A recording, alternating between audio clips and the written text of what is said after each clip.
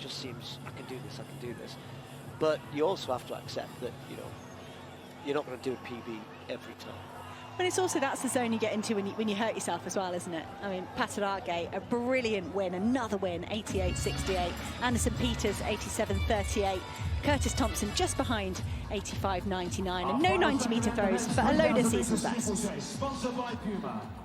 All right, our final event on the track here in Doha is the men's 3,000 steeplechase with El Bakali going for yet another win. Been good to see him racing as much this year. The Olympic champion and two-time world champion, drawn at 14 alongside the US collegiate champion, Jeffrey Kerr. Great race in Rabat, as you'd expect. Again, it was the last race of the evening. Kind of when you look at his racing schedule, you know, most years he runs a couple of races, then at World Championships, 2, 3. I think in the Olympic year he had one race before, then the Olympics 2 races afterwards. So we're in June. I mean, it's the third time I've seen him. I think it's kind of what we're going to get this year. He might run 5 or 6, who knows? But which would have been a bit unusual, but it's good to see him racing so well. And for him, he'll know some of these other athletes so well. Kabiwa, Ferreru, Amos Serem, good to see him back. His younger brother's been stealing the headlines a little bit. The Kenyan former world junior champion has had his own injury problems, hoping to do better here. But watch out for Jeffrey Kiwa as well, the US-based Kenyan who's been running exceptionally well. Won the NCAAs just recently with a 58 last lap and has run. Well, here's one thing, Hannah, a bit of history. He ran 8.6. He's the first collegiate man to run under 8.10 since 48 years. Oh, one of the greats, one of the first Kenyan greats. Oh, I don't know. My guess is going to be Evan Jager running here, but he probably wasn't that good in college. Rono. Oh, okay, good company. Henry Rono, who broke world records at steeplechase, 5,000, 10,000. What a character he was, by the way. So that's good company to be, isn't it, for Jeffrey Kiwa? And you know what I loved about when we get these stats, little snippets about him? His nickname is Jeff. Nice and simple. Easy. Cool. All right, away we go. Lights set at a respectable, I think, 8.8 thereabouts. Hannah and I try and decide the significance of an 8.8. It's not a meeting record. They have run under 8 minutes here in Doha before. But yeah, maybe just good, even pace. We'll see what the guys fancy. El Bakali happy to just drift towards the back third of the race here. So yeah, you know, you can't go flat out every time. You know, that 8-minute thing is this magical, but it's good to see the guys kind of setting up for a race that quite a few of them are going to be involved in here.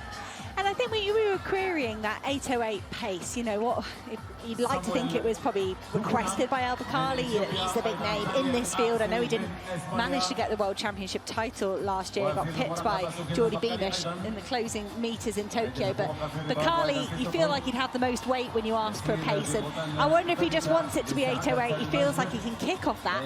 But the athletes, they're going a tiny bit faster than that, around about 64 through the first 400 meters, and that's more like 8-minute pace. It's harder to work out now. They've started using the water jump, but that early indication is they're going faster. Yeah, maybe we're giving Duff info.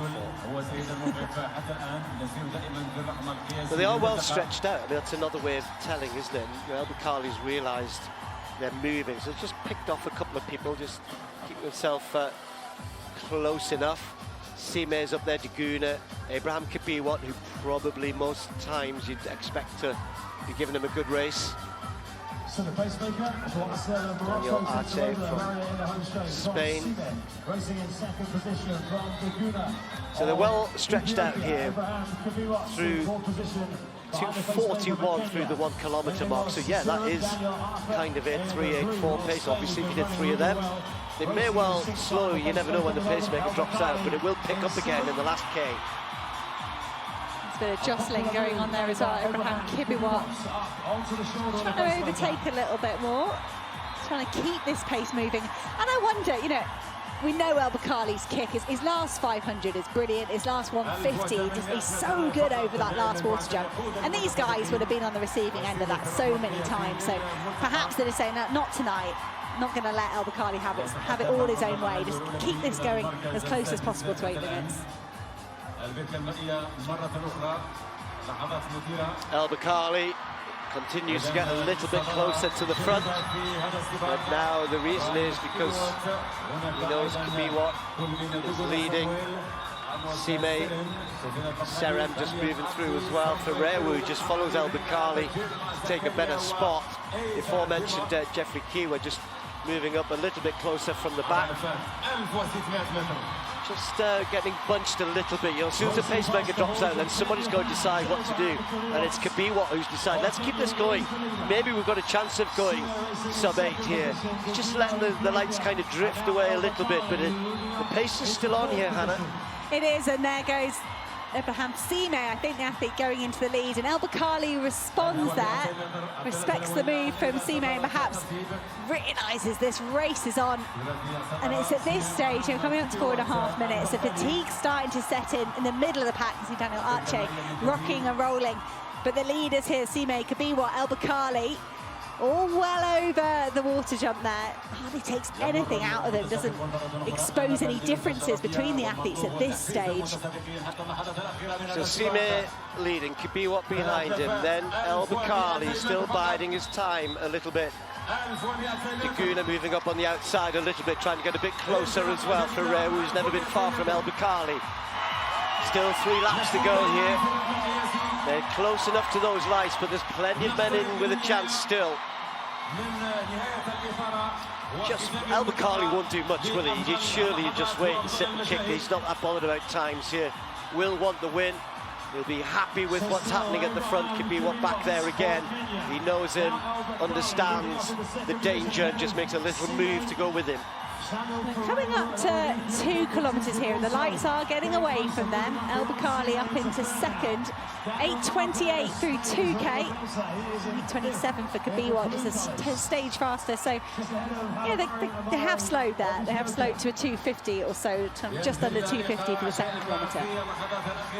On the shoulder then, this time there'll be 2 laps to go when they come down to the finish here.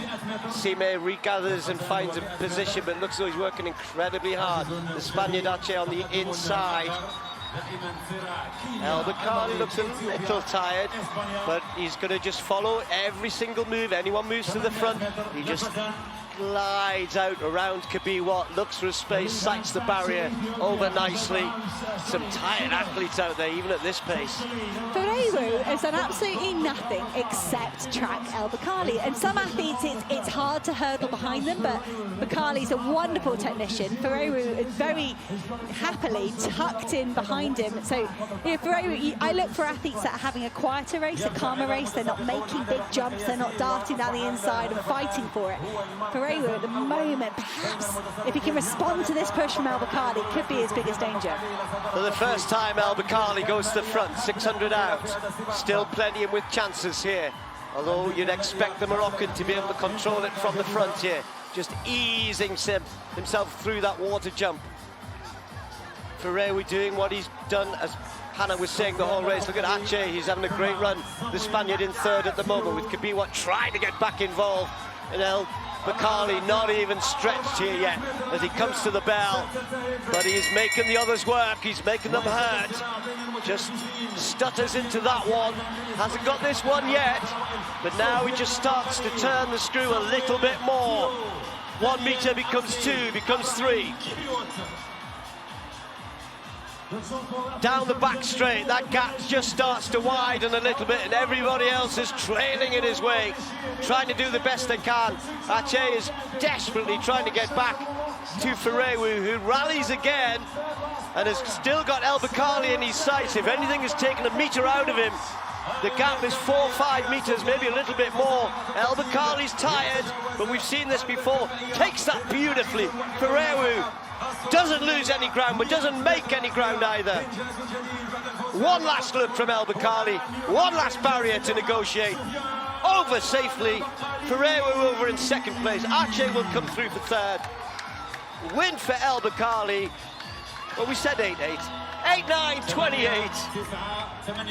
Hard work tonight in these conditions, even for the great man. The Spaniard ran brilliantly in third. Everybody crossing the line, absolutely spent.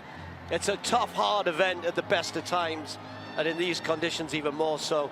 And Bakali is flat out.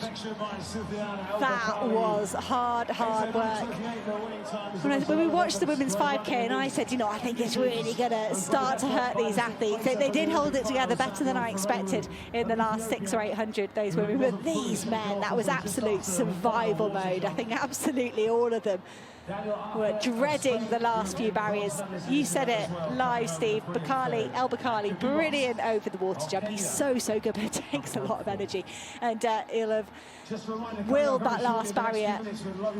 And it's, yeah, he's absolutely beside himself here. Ferreira, I think, ran a very good race. And hats off to Daniel Arce. Again and again, he sticks his nose in. He tries to go with the pace. And he's often vulnerable in the last 800. But for the Spaniard to hold on to third, that's a fantastic run. I'd say it's probably one of the best runs in his career. Yeah, I mean, Ferreira, you know, he kind of let Bakali go and then thought, oh, hang on a minute, but Bakali's so strong, isn't he? That's 150 off that water jump, but yeah. Oh, Palamaria went down over that last barrier. Ouch. Doha meeting 2026. Thank you so much. Really painful. We just seen that out of shot in the background, but that just shows, you know, these guys do this for a living, day in, day out. But get the better of a specialist in these conditions. Well, from lying on the ground and absolutely spent. So, yeah, well done. It's great to see him here. Good to see him racing. Tough race tonight, absorbing one, good to watch. Some good performances behind him as well, given that, you know, we're still around 30 degrees centigrade here. Warm conditions, which you can't really attack the conditions, but they did attack that race, so yeah. Plenty to look back on though, Hannah. It was a cracking night, wasn't it? A few meeting records. Who's your best? Oh, so I was going to say, not for a meeting record, but Addie Wiley in that women's 800 metres pretty early on. I enjoyed that race tremendously in terms of a spectacle, a really good middle distance race, but just for her to hold off Sigo Daguma in the final 30 metres, that was nice. Paulino, a meeting record.